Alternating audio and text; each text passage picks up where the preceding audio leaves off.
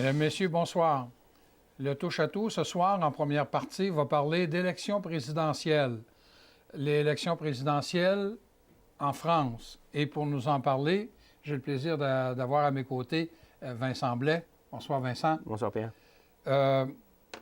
Les élections en France, au niveau de la présidence, là, comme nous, on appellerait le premier ministre, là, c'est un peu particulier en France, hein? Oui, effectivement. C'est pas comme nous. C'est pas simplement une journée de vote. Ça se déroule sur 2 tours. C'est-à-dire que il y a tout d'abord un vote le 23 avril, OK? Qui a eu lieu, là, en tout cas pour les besoins de l'émission, là, qui a eu lieu dimanche. C'est ça. Passé. Donc, effectivement. Donc, il y a 11 candidats qui se présentent. Et si aucun obtient 50 plus une voix de majorité, il y a un deuxième tour. OK? Il y a un deuxième tour qui va se dérouler le 7 mai entre les 2 candidats qui ont obtenu le plus de votes.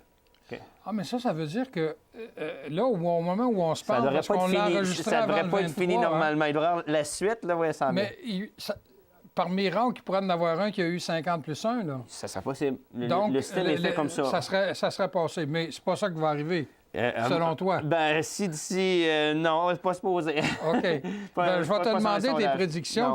En tout cas, les gens qui nous écoutent vont pouvoir le comparer parce que nous, on enregistre avant le 23. Là. Donc, il y a deux votes. Oui, c'est ça.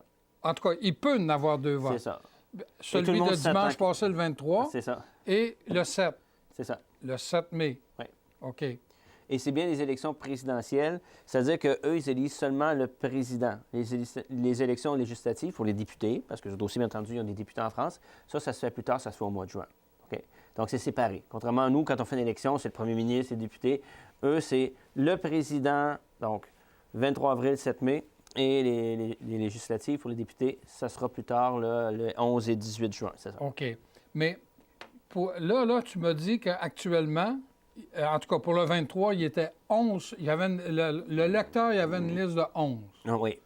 Mais de quelle façon que c'est déterminé, ça? Bon, cette année, pour la droite, puis il y a 2 élections pour les partis de gauche, on a tenté de regrouper les partis d'une même tendance, OK? C'est-à-dire que les gens comprennent que quand on parle de la droite, on parle de partis qui sont plus pour la libre entreprise, moins l'intervention de l'État. Donc, des partis qui ont la même philosophie, au lieu que chaque parti présente son candidat, qu'on se retrouve avec 20 candidats, là, on a fait une primaire, OK? Mais pas comme celle des États-Unis. Ça porte le même nom, mais ça ne fonctionne pas de la même façon. Où, là, ces candidats-là, qui avaient la même philosophie, la même politique, semblable, donc ceux de droite et de centre, se sont présentés ensemble, puis il y a eu un vote qui s'est tenu, OK? Donc, ça s'est tenu les 20 et 27 novembre 2016. Donc, c'est pour éviter, justement, qu'on arrive avec une très grande quantité de votes de partis, des fois, qui ont des options très semblables, OK? Donc, c'est pour éviter la fragmentation du vote, OK? Donc, là, il y a eu une surprise. François Fillon, c'est le candidat de droite qui a gagné, face, entre autres, à des favoris comme Alain Juppé, mais surtout Nicolas Sarkozy, qui tentait un retour, mais qui a fini 3e. Oui, mais il faut dire que le président actuel, là, qui est sortant de charge, lui, il ne se représente pas. Oui, parce que, justement, sa popularité est vraiment au plus bas. Ça va tellement mal. Il y a avantage à ne pas se présenter. Et ça explique, entre autres, pourquoi, quand ils ont fait la primaire de gauche, donc du Parti socialiste, entre autres, OK, le Parti socialiste était tellement peu populaire qu'il y en a beaucoup qui sont distancés, OK, qui ont décidé de s'éloigner, de ne pas se mêler à cette primaire-là, et ils sont partis chacun de leur côté. Donc, on a un candidat pour le Parti socialiste, qui est le parti qui est au pouvoir présentement, le parti de François Hollande, il s'appelle Benoît Hamon, qui l'a remporté lui aussi. C'était comme, il était donné 3e là-dedans, puis il l'a remporté sur d'autres ministres de François Hollande qui étaient jugés plus populaires. Et donc, c'est lui qui se présente, qui représente le Parti socialiste. Mais il y a d'autres partis, dont je vais parler tout à l'heure, qui, eux, ont décidé, non, nous, on fait nos affaires de notre côté, séparément, puis on se présente quand même. Ce qui fait que sur les 11 candidats... C'est pour ça qu'il y en a 11. Non seulement c'est pour ça qu'il y en a 11, mais c'est pour ça qu'il y en a 5 qui sont de tendance de gauche, OK? Donc, tendance plus sociale, pour l'intervention de l'État, OK? C'est pour ça qu'on dit que la gauche se présente en ordre dispersé, là, que le vote est plus fragmenté. La droite, au moins, ils ont un candidat. Bon, bien, pour en revenir à la droite, justement, là, tu parlais, il y avait c'est François Fillon. Fillon, c'est ça, oui. Bon, Mais lui, là, il s'est fait écorcher au cours des dernières semaines. Là. La pureté, là, il se disait blanc comme neige, mais Oui. oh, c'est peut-être pas si vrai. Ben, c'est ça le problème. Puis ce qui décourage beaucoup de Français, lui et d'autres qui étaient en tête, ont été écorchés. En ce qui le concerne, lui, c'est une histoire d'emploi fictif. Il aura affaire des emplois, de faux emplois à sa femme, puis à des proches de sa famille, ses enfants. Donc, ça devait être un monsieur là, qui, justement, l'avait plus blanc que blanc, OK, monsieur net, anticorruption, tout ça. Et là, il a plongé dans ce scandale-là. Et non seulement il s'est retrouvé là-dedans, il a même été inculpé, OK? Et là, son procès va venir plus tard, mais en pleine élection présidentielle, ça ne s'était jamais vu. C'est ce qui lui a fait dire que vraiment, on voulait l'assassiner politiquement, on voulait vraiment mettre à mal sa candidature. Mais pour l'instant, il est toujours troisième quand même. Dans les sondages, là, parmi tous les candidats, il est Parmi les 11. Parmi les 11, c'est ça. Donc, autrement dit, là, le candidat qui va représenter le centre, le droite, c'est François Fillon. Ouais, François Fillon. Se situe Marine Le Pen dans ça? Oui, c'est ça. Parce qu'elle est importante. Oui, puis Marine Le Pen, elle n'a pas participé à aucune de ces primaires-là, OK? Elle est toujours restée indépendante en dehors de ce système. Donc, Marine Le Pen, c'est l'extrême droite, c'est le Front national, OK? Qui dit que la France doit sortir de l'Union européenne, un peu comme les Anglais l'ont fait avec le vote. Puis plus d'euros. Plus d'euros, donc on ferme l'immigration, tout ça. Donc Marine Le Pen, elle a mené longtemps les sondages. Présentement, certains sondages la donnent à 24 légèrement en tête. D'autres la donnent au coude à coude avec Emmanuel Macron, qui est l'autre candidat dont je vous parlerai.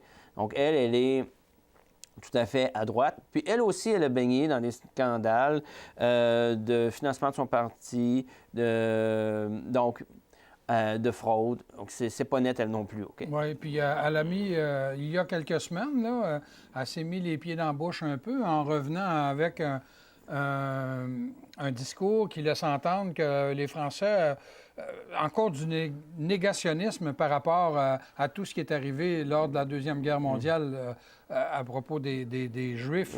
Oui, il faut que les gens comprennent que dans les années 40, il y a eu des déportations massives de Juifs. Puis elle, ce qu'elle laissait entendre, c'est que le gouvernement y était pour rien. C'était des Français qui avaient agi, mais sans ordre du gouvernement.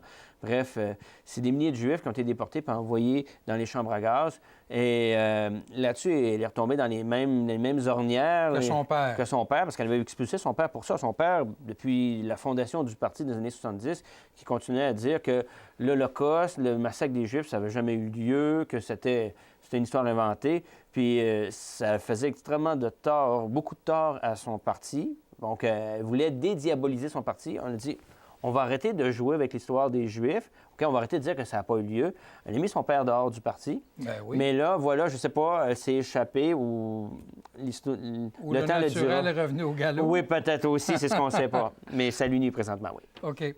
Il ne nous reste pas beaucoup de temps. Là. J'aimerais que tu me parles des principaux candidats. Là, on en a parlé de 11, là, mais bon, on vient de parler de Mme Le Pen.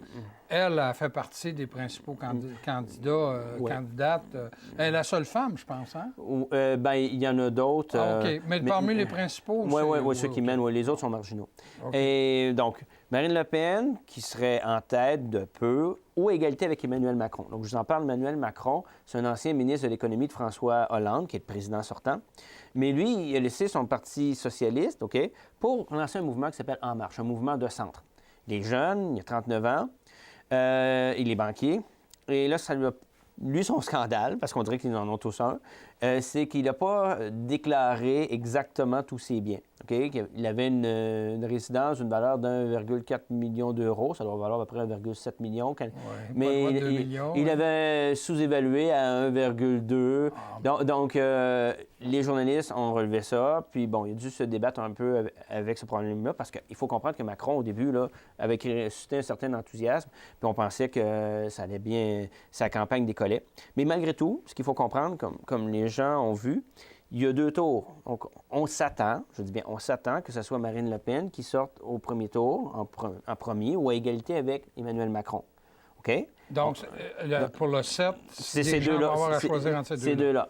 Et que là, au second tour, entre ces deux-là, entre Le Pen et Macron, ce serait Macron qui sortirait avec 60 des voix. Okay? Ah oui? Mais ça, c'est les sondages Une semaine du 23. Donc là, on va voir si tout le monde se trompe, comme dans le cas des États-Unis puis de l'Angleterre, c'est ce qu'on va voir. OK, alors là, tu mets Le Pen, Macron, puis tu as parlé de Fillon. On dit Fillon, oui, c'est Fillon? Fillon, oui. Bien, Fillon, lui, il récolte autour de 20 des votes, mais presque à égalité avec un autre dont je vais parler, Jean-Luc Mélenchon, qui, lui, est à la tête d'un mouvement qui s'appelle la France insoumise, un mouvement de gauche radicale. Et lui, il fait le plein de votes, entre autres des socialistes qui sont déçus de François Hollande, puis du 5e candidat aussi, qui représente le Parti socialiste. Donc, lui, il a monté beaucoup dans les sondages, mais ça va vraiment jouer du coude. Il faut comprendre, là, il va falloir que le vote sorte beaucoup si on veut que ces prédictions-là se réalisent, parce que c'est seulement des sondages, c'est des intentions de vote. Oui, Encore faut-il que les gens aillent voter. Donc, Mélenchon, c'est ça, qui est vu comme une alternative intéressante pour le Parti socialiste. Et dernier candidat, rapidement, Benoît Hamon. Donc, c'est celui qui prendrait la relève de François Hollande à la tête de son parti. Mais lui, pour l'instant, il est seulement accrédité de 8 environ. Ça va pas bien. Il y a beaucoup de socialistes qui ne se reconnaissent plus dans ce parti-là, qui vont voter soit pour Macron au centre, soit encore pour Mélenchon, plus à la gauche. Donc là, ils se divisent en 3, là. Oui, 3, 4. Puis certains disent, est-ce que ça va se réaliser? Certains souhaiteraient que Mélenchon et Benoît Hamon, comme ils ont des positions quand même assez semblables, ne présentent qu'un candidat, OK? Pour permettre d'additionner les voix, parce que vous comprenez que si les deux partis de gauche s'additionnent, bien, il y aurait une chance de passer. Ça peut donner une chance. C'est ça. Okay. Mais est-ce que ça va se faire? On ne sait pas. Mais compte tenu du fait qu'on est dans la semaine du 24 avril, puis que les élections ont eu lieu, pour ceux qui nous écoutent, hier, c'est pas le cas, nous, quand on a enregistré l'émission. Non, c'est ça, non. Là, on est avant le 23. Ta prédiction, toi, pour les élections qui ont eu lieu, dimanche. Oui. Toi, tu t'attends à voir au second tour, le 7 mai, Marine Le Pen et Emmanuel Macron. C'est bien ça? Là, pour Macron, si la tendance se maintient, oui, on peut encore... il y a une légère avance, puis je pense qu'il suscite suffisamment d'enthousiasme pour ça. OK? Donc oui, je m'attends que ça soit lui, mais on pourrait avoir une surprise. Mais Le Pen, je suis certain à 95 qu'on va l'avoir là. Bon, bien alors là, les gens auront beau vérifier, parce que nous, on a enregistré avant le 23, vous comprendrez. Donc, on va voir si Vincent avait raison de nous prédire un deuxième tour avec, comme candidat à la présidentielle, Marine Le Pen et Emmanuel Macron. Merci beaucoup, Vincent. Ça m'a fait plaisir. Demeurez des nôtres, l'émission se poursuit dans quelques instants.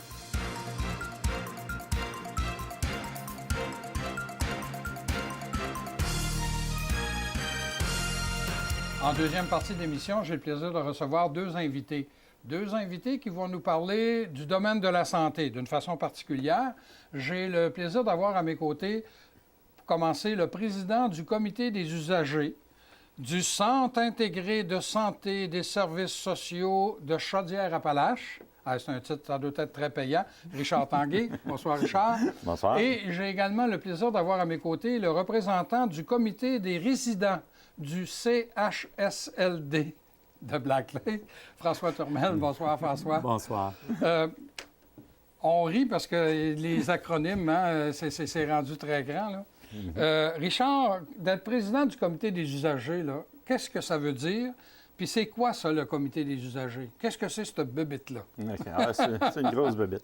Bien, écoutez, bien, de par la loi, depuis 2006 à tout le moins, tous les centres de santé au Québec doivent être munis d'un comité des usagers. Alors, ici, dans la région de Thetford Mines, il y a un comité qui a été établi puis qui s'occupe de surveiller un peu ce qui se passe au niveau des services de santé. Alors, on ne fait pas de la surveillance clinique, on ne s'occupe pas de ça, mais on veut s'assurer que les gens, les usagers en général, soient bien servis, puis qu'il y ait une oreille, qu'il y ait aussi des yeux pour eux. Puis on s'assure de les informer et de les aiguiller le moment opportun s'il y a du questionnement en rapport avec les différents services qu'ils reçoivent. Ah bon. Ça Okay. peut aller au-delà de ça, même avec des plaintes, puis on va les diriger vers les personnes qui s'occupent de ce service-là. Donc, toi, tu es président d'un comité qui regroupe toutes les instances de santé de la région de Thetford. C'est vraiment juste des bénévoles là, chez nous. Il n'y a pas de personnes du domaine de la santé qui font partie du comité. OK. On est vraiment comme, on pourrait dire, des chiens de garde, si on veut, du service de OK. santé, mais vraiment pour les usagers. Bon. Puis un usager en tant que tel, c'est toute personne qui, ici au Québec, a une carte d'assurance maladie en main. Automatiquement, Donc, vous êtes usager des services Ouais, de santé, moi aussi, et la majorité des gens au Québec comme tel. Et c'est quoi la différence, François? Là? Toi, Richard, je l'ai présenté comme président du comité des usagers, et toi, tu es du comité des résidents. C'est ça. C'est un peu plus pointu, CHSLD Black Lake. Oui, le centre d'hébergement de soins de longue durée. Oui. Il y en a 5 sur le territoire ici. Il y en a 2 ici à Thetford Mines, qui est Denis Marcotte et Saint-Alexandre. Saint-Alexandre. On a Marc-André-Jacques à East Broughton, René Lavoie d'Israéli et celui de Black Lake. Et celui de Black Lake. C'est Et ça. toi, tu es le représentant du comité des résidents du CHSLD de Black Lake. Bon, tu n'as pas l'âge pour aller d'un CHSLD, puis tu n'as pas la condition physique non plus. C'est quoi qui fait que tu te retrouves comme représentant du comité? Bien, disons que j'ai été approché par le biais d'une personne à l'interne qui travaille là, qui était éducateur à ce moment-là. Mais il faut dire aussi que ma mère bénéficie, elle est résidente au foyer comme telle, et j'ai décidé de m'impliquer. Alors, on n'est pas obligé qu'on ait quelqu'un sur place qui bénéficie de ces services-là pour faire partie du comité. On a 2 personnes, nous autres, au niveau de notre comité, qui n'ont aucun lien, si on veut, à l'intérieur. Mais moi, en ce qui me concerne, c'est sûr que le fait que ma mère soit là, j'ai décidé de m'impliquer au niveau du comité des résidents. OK. Et au niveau du comité des usagers, vous êtes combien? Tu m'as dit qu'il n'y a pas personne du domaine de la santé, là. Non. C'est des usagers du monde ordinaire comme nous, là. Exactement, qui sont interpellés sous différentes formes. À l'intérieur de ce comité-là, nécessairement, il y a un représentant de chaque comité de résidents. OK. Donc, Comme de François Black Lake, peut il y en a faire un, partie du comité des usagers. effectivement, de chacun de ces comités-là, puisque nous avons un peu la responsabilité et budgétaire, si on veut, de tout ce qu'il y a d'activité au niveau de la région pour les comités d'usagers et de résidents.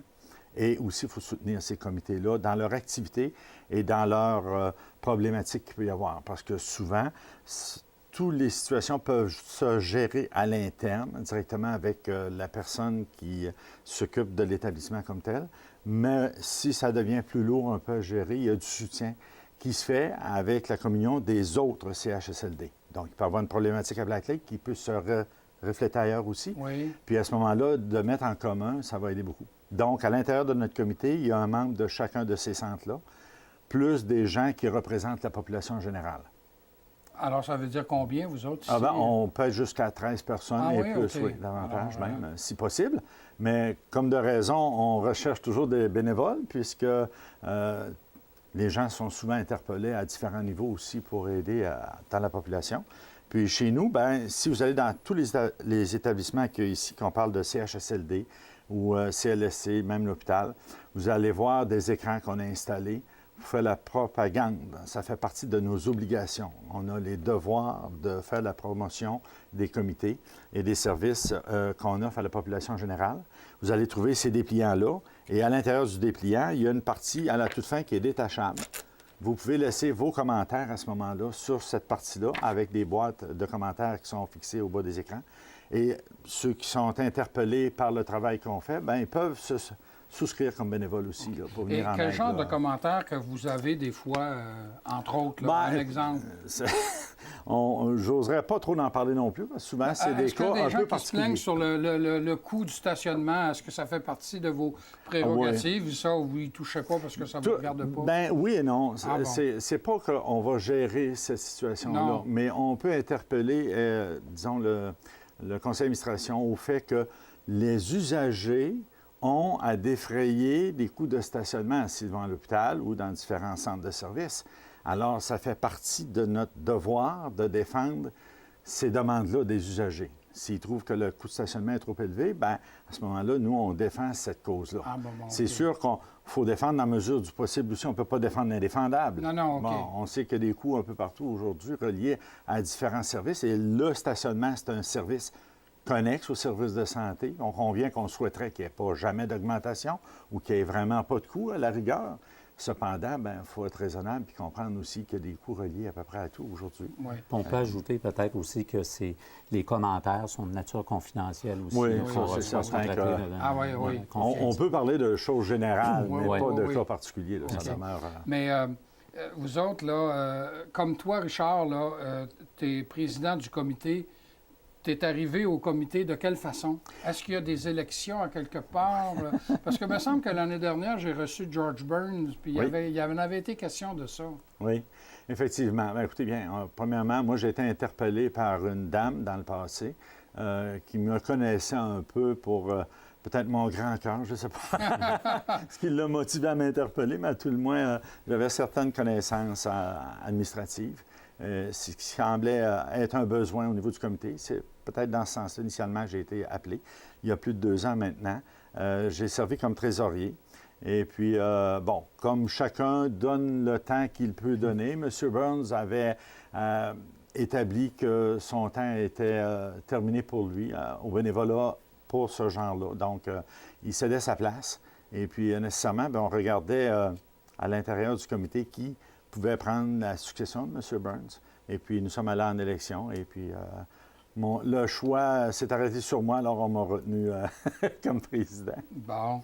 En parlant d'élections, l'invité juste avant vous autres, on parlait d'élections françaises, alors. Plus important, plus sérieux. Il y a une continuité. Le salaire n'est pas le même non plus. hein? J'ose croire. Mais vous avez des activités. Et puis là, je ne sais pas combien il reste de temps là, à l'émission, mais il y a une chose qui est importante. Il reste 4 minutes. Bon, il faudrait peut-être parler. Vous avez une activité ici, je vois ça, là, le jeudi 4 mai. Oui. En quoi ça consiste? Où, à quelle heure et enfin, combien ça coûte pour aller là? Ça ne coûte absolument rien. Bon. C'est ouvert là, C'est gratuitement. gratuit. Oui, puis il y a des choses encore gratuites aujourd'hui. Ça sent la Maison de la Culture. C'est de 19h à 21h. Donc, on jeudi, le 4 s'entend, mai. hein, le jeudi 4 mai. Jeudi 4 mai, de là, c'est 19 tout prochainement. Là. À compter de 19h. Comptez 19h. Puis on a des personnes d'intérêt là, qu'on a invitées sur le panel. Café citoyen, là, ça se veut une rencontre